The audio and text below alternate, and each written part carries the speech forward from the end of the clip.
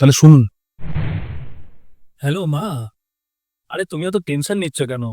তুমি বলছো কালকে আসবে, একটা কাজ করো না, তুমি আজকেই চলে আসো। ও হ্যালো, তুমি যেভাবে তোমার মাকে বলছো দেখো এখনই না চলে আসে উনি আবার উঠে। আরে তুমি কি বলছো? মা লাইনে রয়েছে। হ্যাঁ শুনতে পাবে তো, আমি এইভাবেই বলবো আমার যা বলার। আর তোমার মার কি কোনো লজ্জা শরম নেই? যখন তখন লেজ গুটিয়ে এখানে চলে আসে। আর তাছাড়া তোমার মা কেনই বা আসে এখানে বারবার? ফ্রিতে আমার সেবা পাওয়ার জন্য? আমি কিন্তু সেবা টেবা করতে পারবো না, উনি এমনি অনেক সেবা পায়। আর ওনার জন্য আমি এটা বানিয়ে দিই, ওটা করে দিই, সেটা করে দিই। এই শোনো, তোমার মা যদি এবার আসে না, আমি কিন্তু একটু কোনো সেবা করতে পারবো না। আমি কি এবারই বউ না ওনার চাকরানি কোনটা? রিম্পি, তোমার কিন্তু অনেক হচ্ছে, এবার চুপ করো, আমি বলে দিচ্ছি। আমি চুপ করব না, আমি যা বলার চিৎকার করে করেই বলবো। আর এবার যদি তোমার মা এই বাড়িতে চলে আসে, এই বাড়িতে একলো তোমার মা থাকবে আর নাহলে আমি থাকবো। তুমি আবার ডিসাইড করো তুমি কি করবে। আমার মা সেই দিনের পর থেকে আর এই বাড়িতে আসেনি। আর আমিও মাকে বলতে পারছি না যে মা এই বাড়িতে আসো, তুমি, এটা তোমারই বাড়ি। কি করে বলবো বলুন?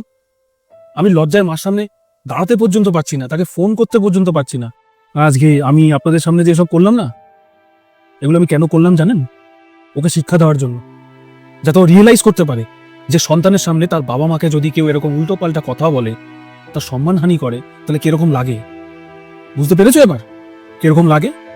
আজকে তোমার মার সাথে এরকম হয়েছে বলে তোমার খুব খারাপ লাগছে, আর তুমি যে আমার মায়ের সাথে এরকম করো, তখন মানলাম যে ও আমার মাকে সম্মান দিতে পারে না, দেয় না, দিতে চায় না, মেনে নিলাম আমি সবকিছু। কিন্তু তাই বলে এইসব উলটপালট কথা বলবে? আপনিই বলুন। আরে একটুখানি তো অন্তত মন থেকে না হোক, মানুষ তো ওপর থেকেও জিজ্ঞেস করে যে মা আপনাকে একটু জল দিই, একটু ওষুধটা দিই, একটু খাবার বানিয়ে দিলাম। আমি তো একটা জিনিস বুঝে পাই না যে আমার মা ওর কোন পাকা ধানে মই দিয়েছে যে এত ঘেন্না আমার মায়ের জন্য। এই বাড়িতে আসার পর থেকেই ও এরকম ভাবে ব্যবহার করেছে আমার মায়ের সাথে। আপনি কি এই জন্যই বিয়ে দিয়েছিলেন ওর সাথে আমার? আমি ওর হয়ে তোমার কাছে ক্ষমা চেয়ে নিচ্ছি। আর ও যেটা করেছে তোমার সাথে খুব খারাপই করেছে। আর রিম্পি, তোকে আমি এই শিক্ষা দিয়েছি? আমাকে একটা কথা বলতো, জামাইয়ের মা তোর মা নয়? আমি আপনার সাথে এরকম ব্যবহার কখনো করেছি? আপনি বলুন, আমাকে ক্ষমা করে দিন আপনি।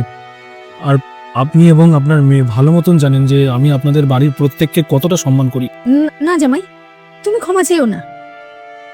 আমারই শিক্ষা দীক্ষায় কোনোখানি ভুল হয়ে গেছে। রিম্পি, একটা শাশুড়ি তখনই মা হতে পারে যখন ঘরের ওই বউটা মেয়ে হয়ে ওঠার চেষ্টা করে।